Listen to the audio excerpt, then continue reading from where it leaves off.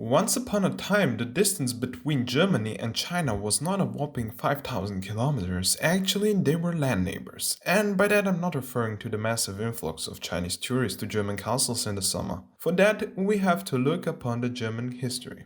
It turns out that Germany, for the matter like other empires in the 19th century, had developed strong colonial ambitions. The colonial situation intensified right after the German unification of 1871. Germany, that is the German Empire, wanted to catch up with the colonial empires of that time. Colonial superpowers of Spain, France, and of course England already occupied most of the world, so German ambitions were meager to say the least. So, how did Germany end up with Chinese land? Well, it all started in the 1860s when the Prussians sent an expeditionary fleet to China for the exploration of the region around Jiaoshu Bay, which is located off the Shandong Peninsula. The year after, the Prussian-Chinese Treaty of Peking was signed, which allowed Prussian warships to operate in Chinese water for protection of German trade. The German geographer Baron Ferdinand von Richthofen recommended the Bay of Jiaoshu as a possible naval base. So far, so good, but the situation for the Germans escalated on the 1st November of 1897, when a peasant group called Big Sword Society brutally killed two German Roman Catholic missionaries in Zhuge County. Now, if you are a German admiral and see this kind of thing happening while you are peacefully floating beside that area, you could maybe use this event to your advantage, and that is exactly what Admiral von Diedrichs did. He sent a diplomatic message to the Admiralty. May incidents be exploited in pursuit of further goals. The then Chancellor Chlodwig von Hohenlohe viewed this with great caution and preferred a diplomatic resolution. But the Kaiser, Wilhelm II, gave a big no to this option. He put his will forward to the Admiralty, which sent Diedrichs the following message: proceed immediately to Tsingtao with the entire squadron. For Diedrichs, this was exactly what he wanted to hear. Besides that, there's of course some beer left on the ship. He replied, "Will proceed with the greatest energy."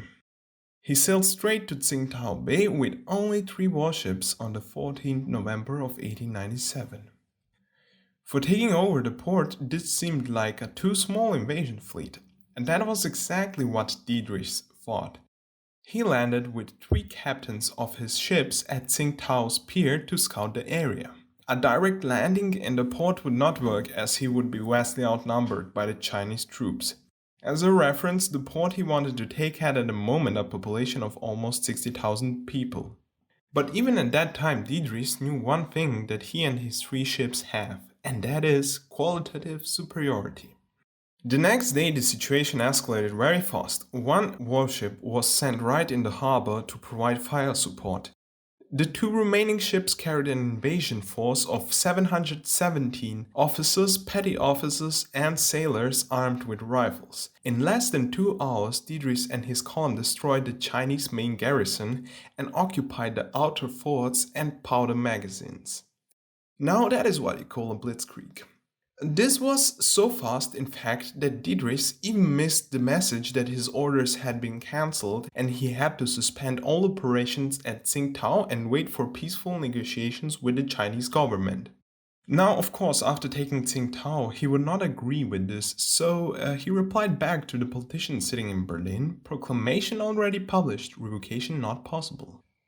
After some brief time, without any answer back, he received the message "Congratulations" and that the proclamations shall remain in place. For his achievements, Diedrichs was promoted Vice Admiral by Wilhelm II. Throughout the upcoming months, he consolidated his position with further reinforcements. Official negotiations with the Chinese began on the 6th March of 1898. The German Empire backed out of outright cession of the area and accepted a leasehold of the bay for 99 years.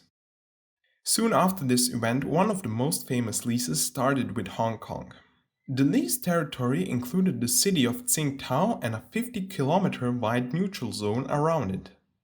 The lease principle followed the guidelines that the territory will remain legally part of China, but for the duration of the lease, the major sovereign powers would be exercised by Germany. For the upcoming years, the territory was placed under the supervision of the Imperial Naval Office. On the top stood the governor, and under him the secretary of the Imperial Naval Office, Alfred von Tirpitz. The then called port of Tsingtao was greatly modernized. Wide streets were laid out, solid housing areas, hospitals, and government buildings, electrification throughout, and a sewer system. The port was basically turned from rubble into a proper city. Throughout China, the territory had the highest density of schools and highest per capita student enrollment. This led to quick immigration to the city from the region around it. The population more than tripled from 1902 to 1913. Even today, German marks on the city are visible. Besides improvements in the port, the Germans built very unexpectedly a brewery.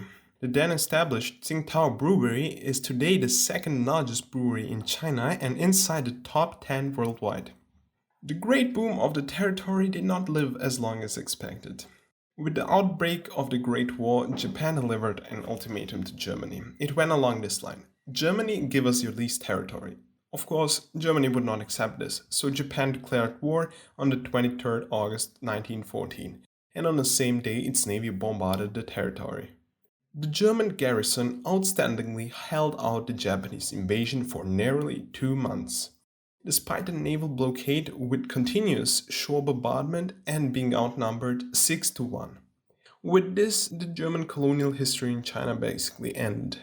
Japanese occupation lasted till 1922, and after that it was returned into the hands of the Chinese.